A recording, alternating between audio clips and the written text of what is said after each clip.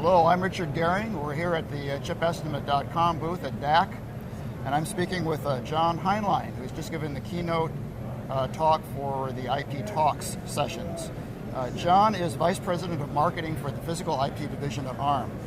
John, could you tell us a little bit about what part of ARM's product line that division includes? So ARM is well known for our processor products, the microprocessors that come in soft form.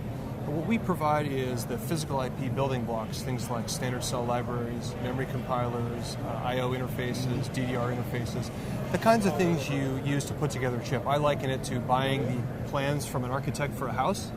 We sell the building blocks, the bricks and mortar you use to put the house together. Okay, very good.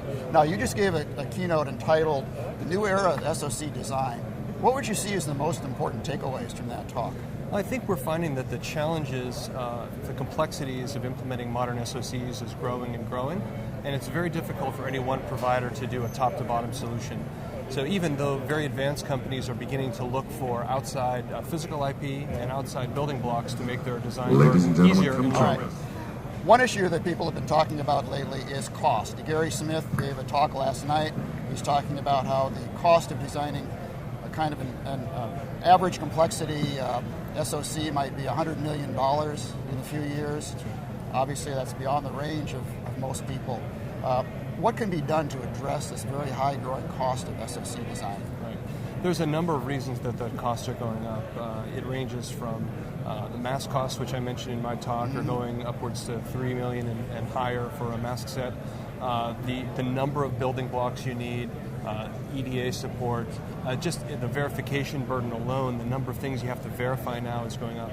So I think the most important thing is to have a low-risk solution that's been well proven, that's been well tested not only from a validation perspective but also with many different customers. And by having an IP provider like ARM, we believe that it helps balance that verification burden across many companies so any one customer actually ends up with less risk. Okay. One thing you talked about in your talk is power. You talked about how the power challenge is rising as we go down the process nodes. It's reducing performance gains. What's the solution? What can we do about this power problem? Power is becoming a challenge, and it means that you have to address it at every different level of the design.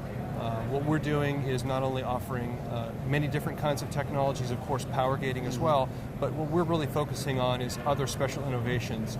First, by working with the process side, especially, for example, today we're announcing collaboration with the Common Platform where we have production IP availability on high-K metal gate 32-nanometer process. And high-K metal gate has the promise to restore the kinds of scaling trends we've seen by addressing some of the power problems, especially leakage. We're also offering solutions like multi-channel libraries, which is, instead of only changing the threshold voltage of a standard cell, we're changing also the channel length, which is a technically superior solution to achieving power reduction without the performance costs that power reduction often comes with. That's right. Now, ARM is also involved in SOI, I believe, silicon oscillator. Right. What do you see as the basic comparison between high-K metal gates and SOI? Well, they're kind of complementary. SOI addresses some of the leakage challenges already, that the leakage is lower in certain areas. High-K addresses it in certain others. High-K brings that to a more mainstream bulk process. SOI is today still focused on a couple of different market areas. We've invested in SOI, and we think SOI has the potential to be more and more important in the future, and we continue to be a leader in that area. Okay, great. Now, you also talked about restricted design rules at 32 nanometers and below. Right. Just how restricted are they? Well, I think the restricted design rules have been evolving over time. We have taken it upon ourselves to implement restricted design rules in terms of, for example, the direction of certain layers. The process allows you to do more, and we believe it's better to restrict it a little bit more in the interest of better yield and so on. We think the design burden is modest, and especially given at these kinds of nodes, especially for the digital IP, you're probably going to be using our standard cells and building it up that way, and our memory compilers and building it up that way. Those restricted design rules are largely hidden from the end designer. If you're doing analog or mixed signal design, then they'll be more exposed. Okay. And then finally, you're talking a lot here about 32, 28 nanometers. Do you think that at some point these will become mainstream process nodes, or do you think that most of your customers are going to stay at 65, 90 nanometers because it's just too expensive to go all the way down? Obviously, as you get into the advanced geometries, the number of customers who can afford the cost of that is somewhat decreasing. What we're trying to do, however, is open up this process technology to the broadest possible set of entrants.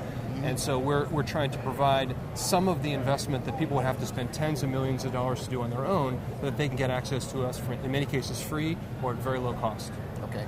Thank you, John. Nice to talk with you.